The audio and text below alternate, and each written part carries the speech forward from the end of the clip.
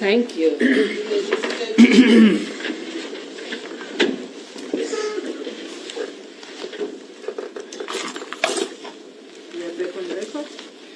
Thank you. On the assumption, the court places on record that we just had a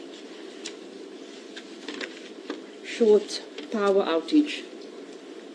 The court, however, resumes at paragraph 13, on page 13 of her judgment. The state, in its closing arguments, set up the factual matrix which prima facie, as argued, points at the applicant as the prima facie cause of Jaden's death. The state argues that the applicant has done so by going onto an elaborate scheme to evade justice as follows. 1. The applicant reported Jaden missing while knowing that the child was inside Unit 13, armed. 2. Applicant pointed the transport driver as the last person to be with the child, causing him to be a suspect and his residence to be searched, trampling his dignity. 3. The applicant returned on the morning of 15 May around 4 o'clock, where she removed the body of the child and placed him by the staircase a few meters from the unit. 4. The state accepts that this is all based on circumstantial evidence, which can be defined as indirect evidence which suggests a fact in issue but does not prove it directly. It thus requires the trier of facts to draw an inference to connect the evidence to the facts in question. To this end, the court was referred to the two cardinal rules in the case of R versus Blom. The state, in arguing the strength of the state's case, places reliance on the following considerations. A. Human behavior, like the conduct of the applicant. B. Physical evidence, like the school bag, pillow, and blood found inside the unit. C. Indirect evidence of witnesses, such as the security guards on duty. D. The state reminds this court that it is the trier of fact, not speculation or conjecture, and that evidence under oath can only be vitiated by evidence under oath.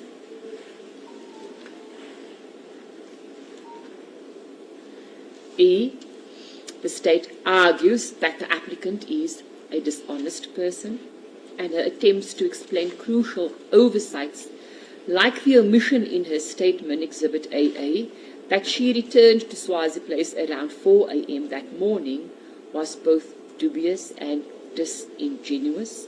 The state argued that because applicant was not aware of what evidence the investigating officer was going to tender, did she not prepare and was blindsided by the detail of the recording of the happenings by the night security on duty in the OB.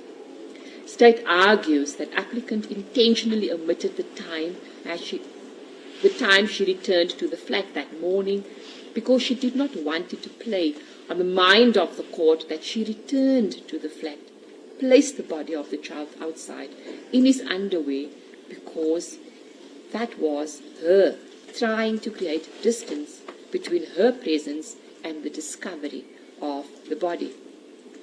And even if the time as alluded to by the applicant is accepted, it does not change the fact that the body of the child was discovered after she left the complex and not before. If the state argues that applicant does not have a stable address as the current owner where her biological father resides did not commit to a lease agreement in writing and can therefore evict them on a whim. Further, applicant can continue to work remotely from anywhere. Her continued employment is not attached to an address or conditions, thus being a flight risk is a possibility. G. The fact that applicant faces life imprisonment is a likelihood if convicted, making her a flight risk. H. The applicant endangering the safety of the public or disturbing the public order or undermining public peace is a likelihood.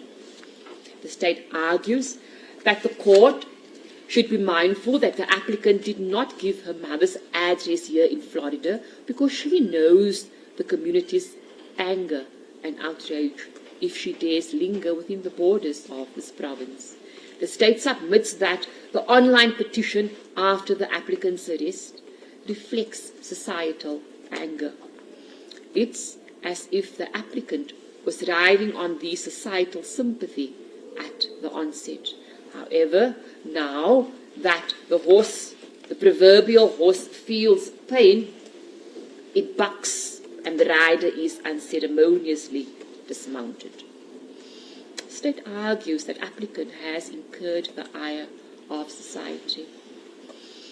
It is exactly because of this that applicant, and not the investigating officer as argued by defence, gave the address in KZN out of fear of reprisal at the hands of the very community who supported her and even drafted a petition demanding justice for Jaden. Further, the applicant is at pains to explain how she will navigate travelling from Durban on a daily basis, given the continuous roles as set in the High Court, which will be the forum to adjudicate the trial. All the aforementioned will incentivize applicant to evade trial, as argued by the state. The state therefore submits that the applicant has failed to show, on a balance of probabilities, that the interest of justice warrants her release on bail, and therefore bail should be refused for the applicant. Evaluation.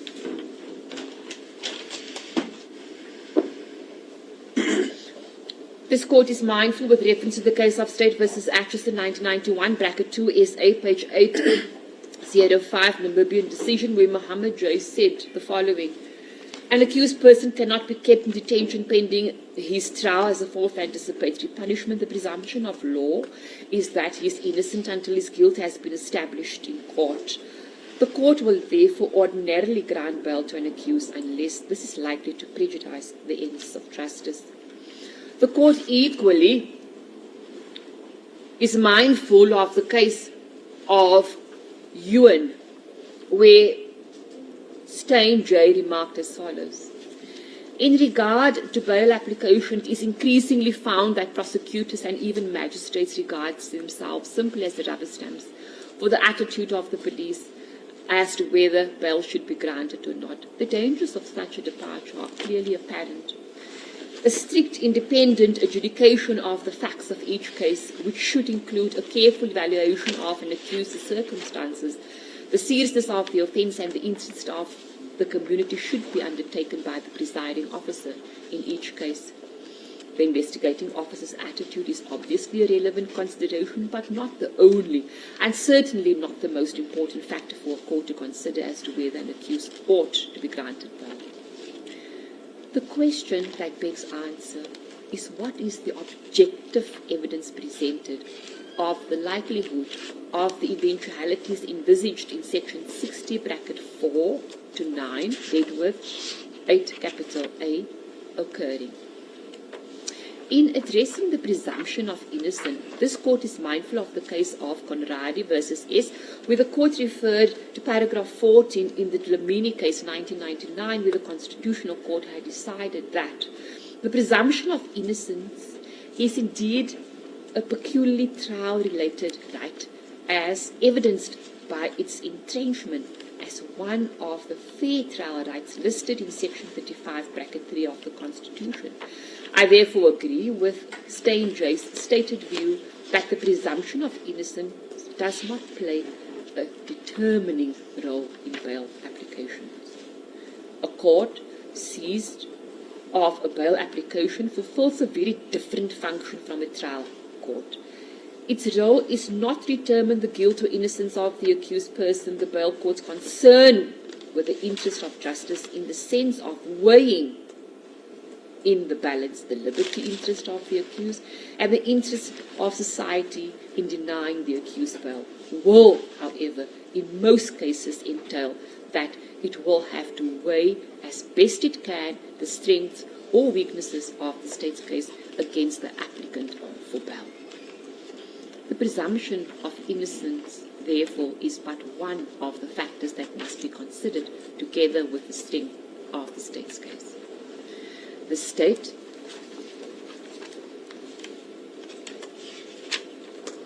in my view, in presenting persuasive arguments to gainsay that of the defense, correctly asserts that the behavior of the applicant on the day that Jaden allegedly goes missing raises more questions than answers, in as much as considered normal behavior can vary significantly.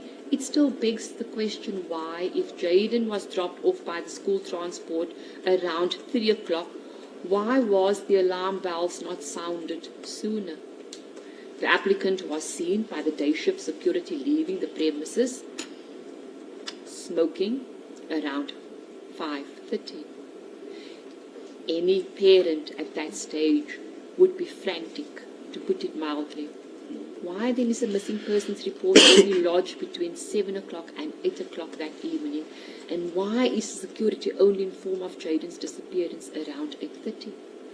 The state correctly, in my view, argues that there is no evidence to suggest that Jaden knew other people in the complex, or as the habit will visit or play with other children in the complex, bearing in mind that they had lived there only for plus minus 2.5 months.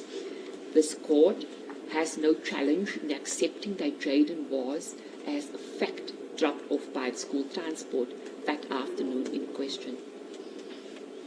Upon returning from the police station after the missing persons report was filed, why will applicant not return to a flat given the chance that the child could have returned home and finding no one there?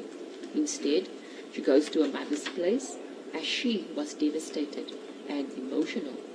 This court deems it no coincidence that applicant omitted from her statement that she went back to the unit on the morning of 14 May to freshen up.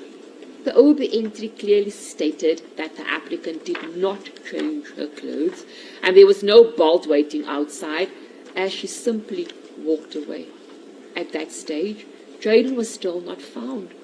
Why is there such a persistence almost on the part of applicant not to remain at the flat, in the likelihood of Jaden returning, if not to create distance between herself and the lifeless body of her child?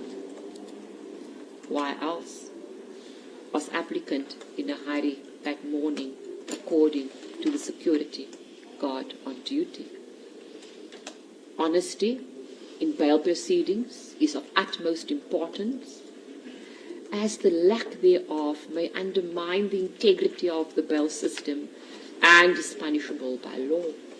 Courts are therefore more likely to deny bail if it believes that the applicant is not truthful and may be a flight risk or influence witnesses or interfere with investigations. The following ambiguous statements or factors were highlighted before this court with the sole purpose of creating doubt in the mind of the court and deflecting from the truth. 1. The fact that the investigating officer felt that applicant was not safe in the province, creating the impression that DECO came up with the address in Durban as an alternative. 2. Creating the impression that if the court grants bail and the applicant resides with her mother, that applicant can do so at her own risk, thus assuming the risk of being badly injured or worse, still killed. 3. That the applicant has an alibi. 4. The different descriptions of clothing, implying that the witnesses may be fabricating a version, whereas applicant maintains that Jaden did not wear the red school jacket on the day in question, but at least 2 people stated otherwise. 5. The fact that applicant approached the day shift guard at 5 o'clock that evening and he informed her that he did not see the child being dropped off by any transport, when in truth she never reported Jaden missing, that the guard made an entry of this report in the OB and she supplied him with her telephone number informing him that she is walking to the shop to check for Jaden.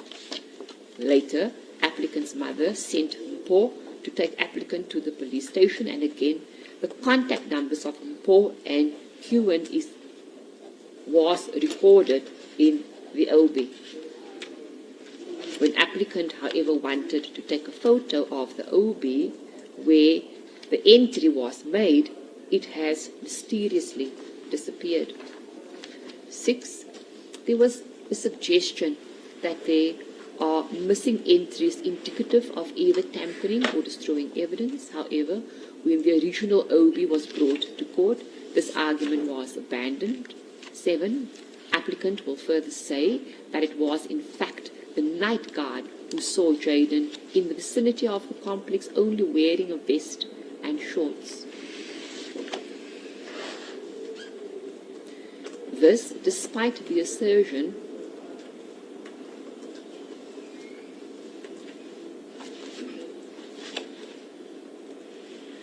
that it, however, creates the impression that Jaden was outside Unit 13 at this stage. 8.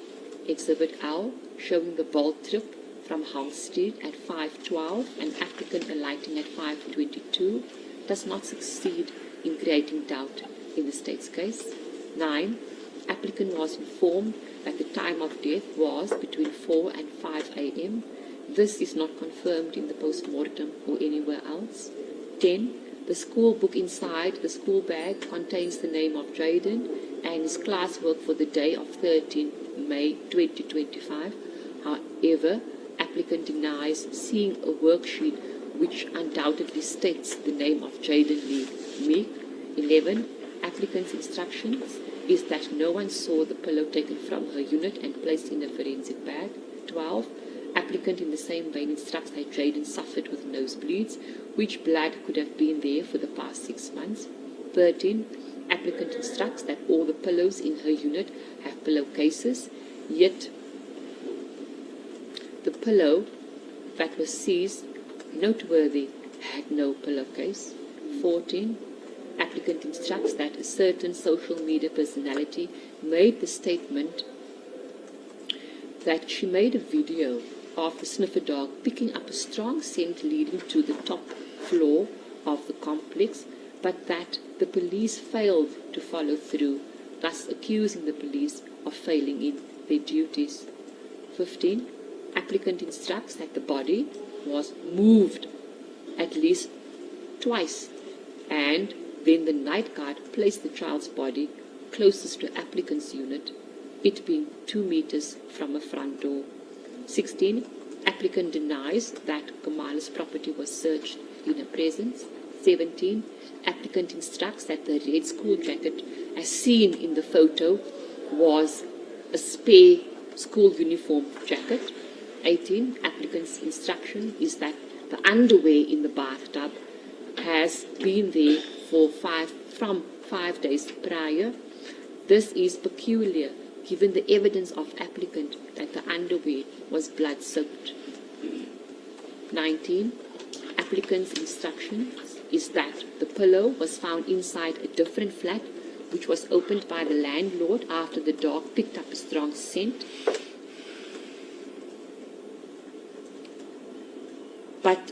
And that something like semen was found, but again the police refused to do their job. 21. Applicant observed strangulation marks on Jaden's neck.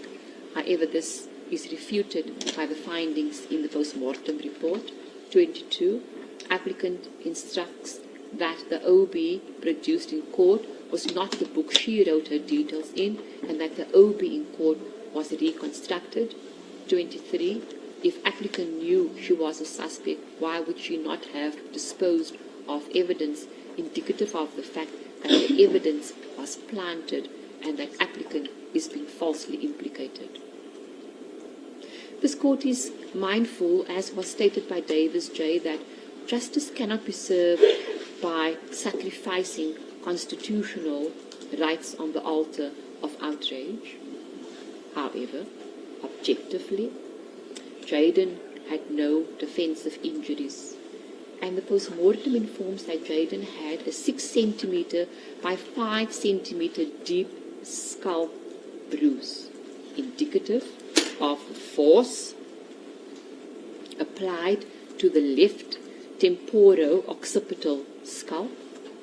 The reddish abrasions indicates the freshness of the wounds, and there was no evidence to suggest sexual assault, as the applicant from time to time wanted this court to believe, hence alluding to the alleged blood-soaked underwear, which proved to be untrue from the photographs observed. Misleading the court has the consequence that an atmosphere, an environment is created where it is difficult to trust the information presented. The applicant has shown that she has the ability to defeat or obstruct the administration of justice by causing other persons to be suspected and attempting to defeat or obstruct the cause of justice by placing Jaden's body outside her unit or stairs to create the conclusion that the child was harmed elsewhere. These inferences are consistent with the proved facts, and it excludes every other reasonable inference except for the one sought to be drawn. If applicant has the ability to deceive without hesitation, then surely the applicant has the ability to influence witnesses, especially her family. She will likewise also have the ability to undermine or jeopardize the objectives of the proper functioning of the criminal justice system. Her release will have the likelihood of undermining the public peace if the online petition is anything to go by. All the aforementioned, in turn, can incentivize applicant to evade her trial, especially in the absence of a fixed address within the borders of this province. In the case of S versus Jonas, it was held that the applicant would succeed if she is able to show by adducing acceptable evidence that the state's case against her is non-existent or subject to serious doubt. This is not the case in the present matter. The applicant failed to satisfy this court that she discharged the onus in proving on a balance of probabilities that the interest of justice permits a release from detention in terms of Section 60, bracket 11b of the Act.